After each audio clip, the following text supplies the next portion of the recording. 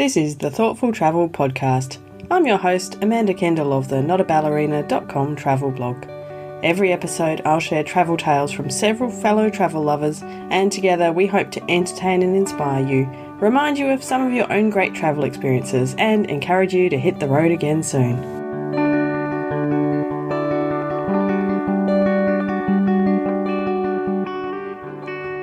Hello and welcome to episode 253 of the Thoughtful Travel Podcast. Today's episode is titled Walking the World. I'm not about to take off on a, multi-year trek around the world, but I guess this episode is my ode to walking as a way of seeing the world. It's one of the best ways to really get to know a place. One of my regrets about where I live right now is, well, there's some good parts. I can walk out from my front door through lots of parks and bushland and it's beautiful. So I can go for a walk in lots of directions and it's wonderful.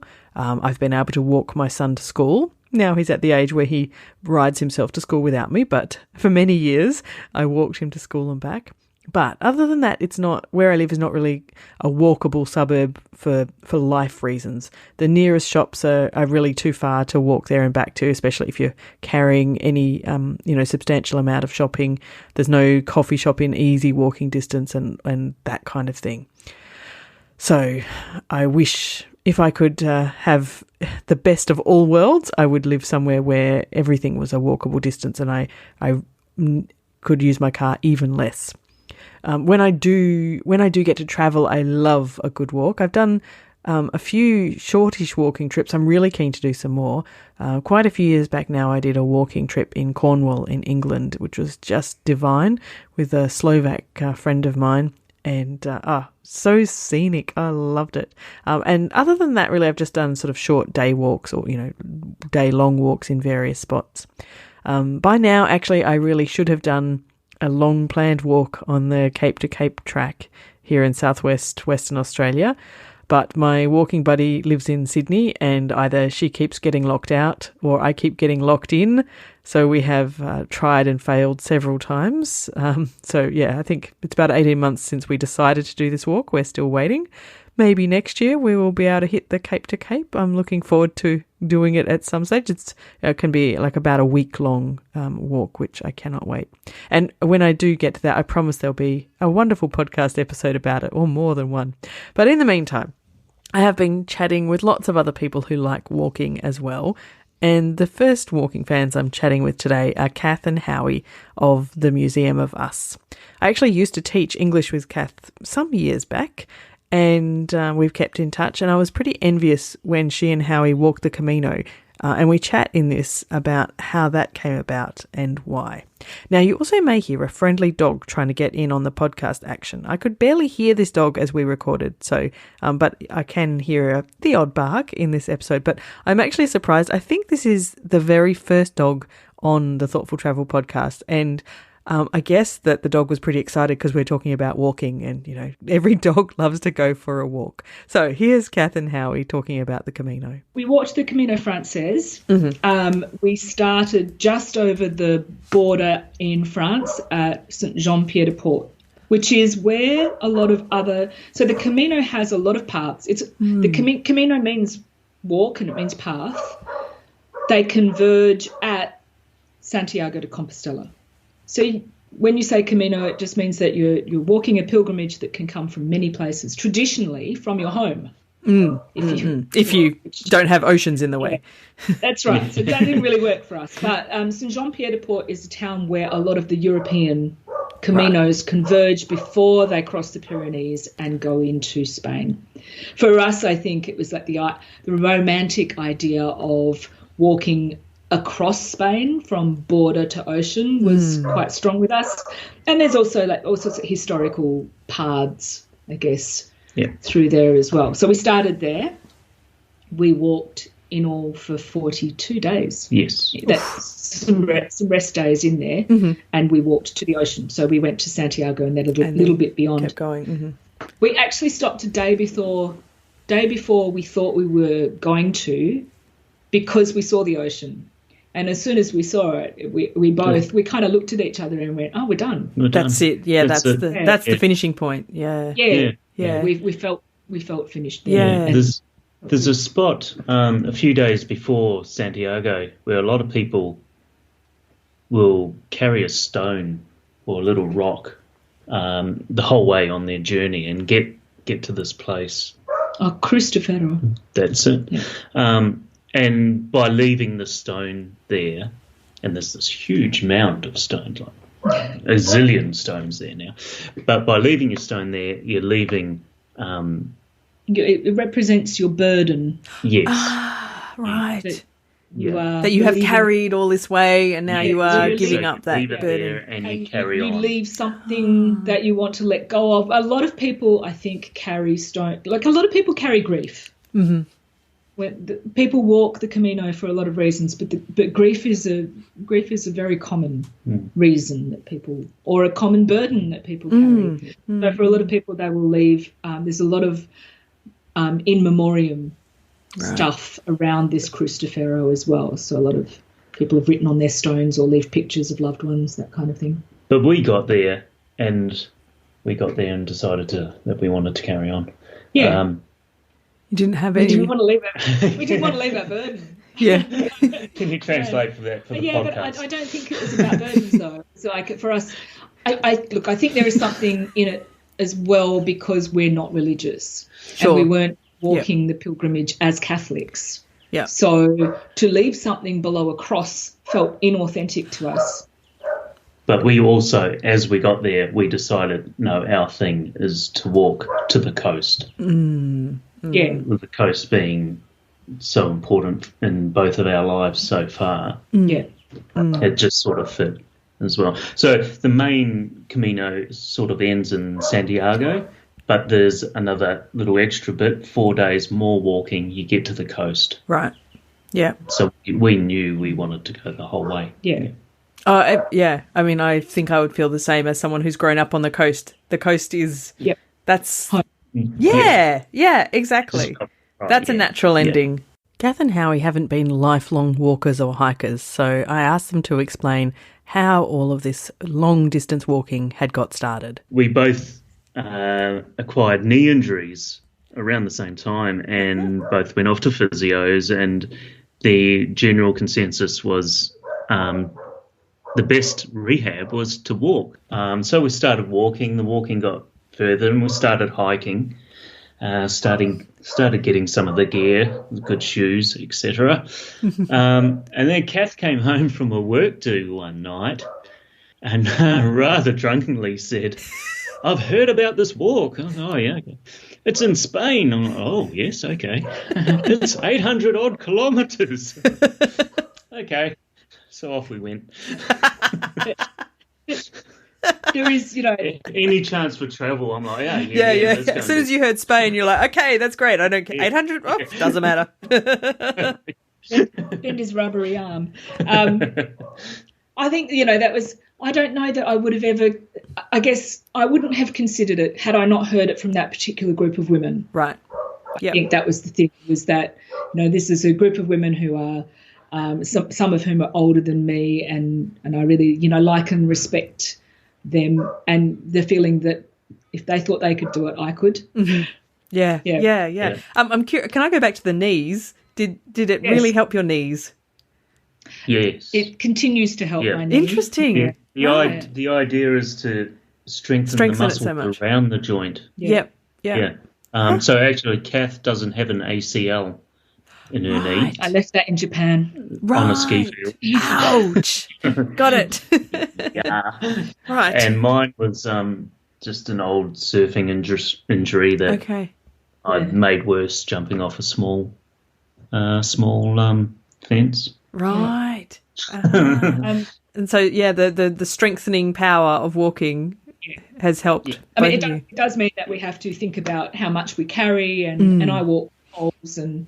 Mm-hmm. We both walk. And have to keep fit. Yes. Because that's the only way. That's the only way I can manage my knees, to keep it moving and to keep it strong. I'm not going surgical. But it's led to this whole other world. I was going to say, brilliant. The Caminos, the Bibbulmun track, etc. Yeah. I would also say that prior to going on the Camino, we decided we had to then get fit. Yes. Get our walking fitness up. Yeah. And to do that, we walked around Perth. Now, Howie, I think at that point in our lives it was quite sick of Perth. Like, I think I understand. Even almost desperate to leave. Yeah, yeah. But started doing these, he is to some extent, but we started doing these walks and walking along the coast and walking the river. We walked most of the Swan River eventually. Wow. And I think for both of us, it was like, well, we newly fell in love with Perth in a different way. Yeah, there's a whole other place. Yeah. Since the Camino a few years back, Kath and Howie have done a lot of walking. They were about to head to Europe when the pandemic hit last year and had to change their plans quite dramatically, but ended up doing some really epic Western Australian walking instead. You can see a lot more about it on their YouTube videos at the Museum of Us, which I'll put a proper link to in the show notes. Well worth a watch. Really, they produce some fabulous videos. Now, my next walking guest is Justin Watson. And actually, probably he should be called a climbing guest because there wasn't much flat about his walk in Bhutan. Justin and I actually talked about his Bhutan trip for this recording quite some time back, but it's been waiting for the right episode because it's such a great story. So let's have a listen. There's one site that I believe everyone probably goes to Bhutan to see, which is the Tiger's Nest Monastery. So that'll be, if you Google Bhutan, that's probably the pitch that comes up all the time. And they tend to, so all these tours, even though they're individual and you can arrange and do things differently on different days, they tend to try and leave the Tiger's Nest Monastery for the last day, or just because of two things. It's so beautiful and so amazing, you don't want to do that first. And secondly, all the other climbing up hills acclimatises you for this climb up an even bigger hill. Right. And it was, I do a lot of hiking up hills, but this was, I don't know, it was next level. It was, the first part of the climb was about 2 hours straight up the side of the hill. I was struggling, Noel being older in age and a hell of a lot fitter, had trudged off the hill with some other person travelling who had hurt their own guide, and so he was chatting away and they power walked up the side of the hill, and I was absolutely struggling, but my guide Tenzin was with me the whole way, and he says, "Oh, Justin, we can take a shortcut." I said, "Oh, really? You're kidding me, there's a shortcut?" And he says, "Yes." And I've gone, okay, so we leave the path, which is up the side of the hill, to just walk straight up the side of the hill, which was harder. Oh, okay, so shortcut, maybe shorter distance, but wow. And I said to him, Tenzin, that's harder. And he says, it's a Bhutanese shortcut. Like, oh, he got you there. Can we just go the normal way?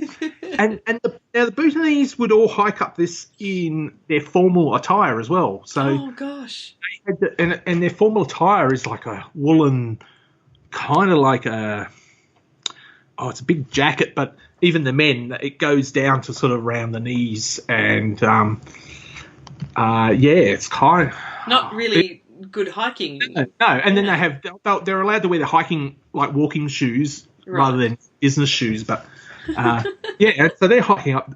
They're used to hiking up and everyone else has got their latest fashion wear from their favourite outdoor store to climb up this hill. And so the first part of the hike's about 2 hours, and you get to a tea house and you sit down. And this is amazing, and you can see it across. It's literally across kind of a valley, and you're like, it's such a stunning view of the monastery. And then you go, don't worry, it's not that much more uphill. And I've gone, okay. He said, do you think you can make it? I'm like, yeah, I can make it. And then he said, there's 900 steps or 1,000 steps. And I've gone, oh. That's a lot. They weren't as bad, but it kind of goes down past a lovely waterfall and then back up into the temple. Oh, gosh. Now, it was absolutely worth it, but I tell you what, I had not prepared well enough for that walk. And I have since it's probably given me a new lease on life, and I've since ensured I'm fit enough to climb hills when I'm travelling. So you think you can do and what you can actually do are sometimes two different things. But yeah. Wow. it's a fascinating country, but I think people get the wrong idea about it with regards to the fee and how you got to pay and you got to go on a tour. But it's really not like that. It's you get a guide and they're very happy to talk to you about all sorts of things, anything you want. We talked about politics. He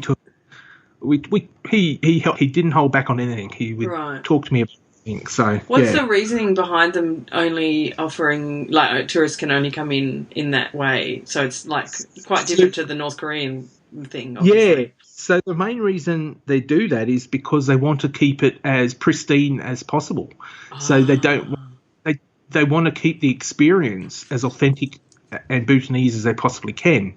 Now, there may be a risk to that because Indians, in order for Bhutanese to go to India visa-free, Indians are now allowed to go to Bhutan visa-free. But I think in the like the burgeoning Indian middle class that are flying all over the world are probably looking for the same sort of places. Others are like, they're dreaming of going to Paris or, Rome. Not necessarily Bhutan, Not necessarily Bhutan because it's on their doorstep, whereas there were quite a few there at the Tiger's Nest, but otherwise you didn't see many tourists at all. And I was travelling, I think it was a week before peak season started. Oh, okay. And I deliberately picked that week because basically the weather was going to be good and it was cheaper fees. Yes, exactly. Yeah. But it was really not.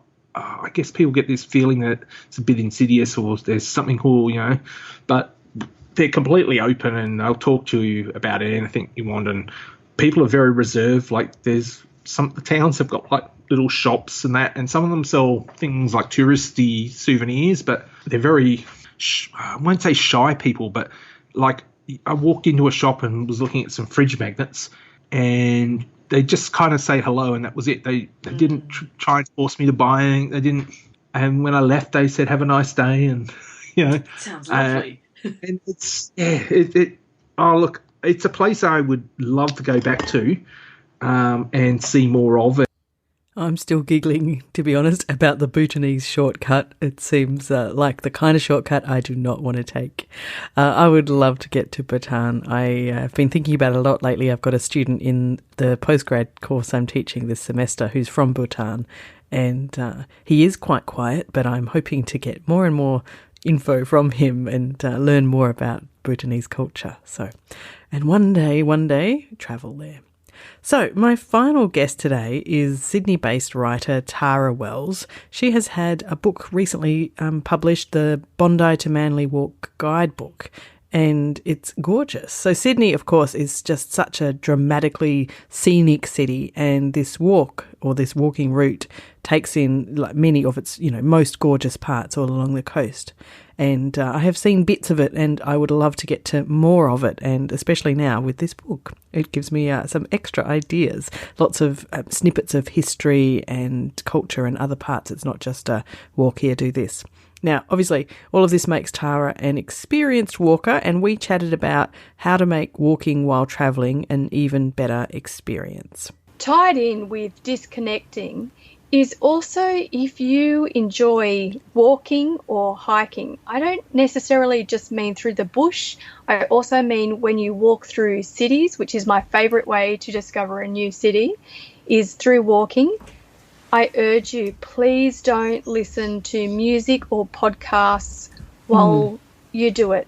That multitasking, I mean, I love music and I love podcasts, but again, you're removing yourself ever so slightly from where you are. If you're in the city, listen to the sounds of the city, notice the people walking past, tune into the language, whether you can understand what they're saying or not, because you can understand quite a lot through without knowing the words. And exactly. tone, that's right. Yeah. And in the bush, even if you think there's no noise, there's so much noise in the bush. So there's birds, and in forests, there's bird life and just the sound of wind through trees, things that you would miss if you've got literally a soundtrack playing that's not where you are. Mm-hmm. I believe we need that to really feel restored. Yeah, I completely agree. That's so true. And I am guilty of all of these things that you have said. Sometimes. Not always guilty of them, but by the nature of the work I do, then it's very hard sometimes to avoid it. But you're right. So this is a very good reminder. It's a challenge because, yeah. Amanda, you still need to have a social media presence. So how do you do it without that taking over your travel experience? Yeah. That is quite personal to you. I don't know. Good luck. Yeah. Good luck. No, we all struggle. We all do. But I think the less is more kind of approach is exactly how we need to think about it. So, yeah, that's cool. I've just written a guidebook on a bushwalk, on a hike that's semi-urban. It's through cityscape. It's through over cliffs. It's in pristine tree area. And it's by the coast. So, of course, I'm going to say bushwalking, hiking, tramping, being in nature, swimming in the salty ocean. This is all regenerative. But here's the quirk that I think you can take on. Sometimes walking through the bush, it's never going to be bad. It's always going to be good. The Japanese call it forest bathing. It will go towards restoring your soul. Mm-hmm. Yes. The next challenge is, why don't you try stopping? Why don't you just try sitting on a rock at, maybe it's very, very scenic, maybe it's a closed-in space where you can't see far with not much view. And I challenge you to get through those first 5 minutes of like, well, there's nothing here. I'm ready to keep walking. And that's when you start to notice, there's a bunch of ants attacking a caterpillar that I never noticed before. Or, wow, I've just seen a bird swoop down and it got the lizard. Yeah, it got the lizard or the little worm. And sometimes in the sitting and pausing is when you notice rather than in the walking through the space. And I really don't think we do much stopping. So stopping, literally stopping in your tracks, will go a long way to feeding your soul. Absolutely. Yeah. That's where you come away from a day feeling really refreshed and restored, isn't it? So, yeah. Now, I can't heartily endorse not listening to podcasts while you're walking, because obviously I know that lots of you listen to my podcast while you're walking. So please continue to do that. But otherwise, I find Tara's advice absolutely spot on. So that's it for episode 253 of the Thoughtful Travel podcast. As promised, a few important links. So if you're curious to see what Kath and Howie, well, first of all, what Kath and Howie look like and all the exciting stuff they've been up to, they have a fabulous series of videos from their walk on the Bibbulmun track here in Western Australia, which are just fabulous, and some other videos as well. And you can find them on YouTube at The Museum of Us. You can go to youtube.com/The Museum of Us. After Kath and Howie, I chatted with Justin Watson, who you'll find very familiar if you listen to my book club episodes, because he's my fabulous book club co-host. He also has a blog at Justin's World, which is at justins.world. And last but definitely not least, I chatted with Tara Wells. She has her own website at tarawellsauthor.com. And her book, The Bondi to Manly Walk Guidebook, is out now, and I'll leave a link to that in the show notes as well. Don't forget to come and join a group of your choice. On Facebook, we are Thoughtful Travellers, and if you just go to Facebook and search for Thoughtful Travellers, you'll find us. And on LinkedIn, we're also Thoughtful Travellers. Easiest way to find us there is notaballerina.com/LinkedIn.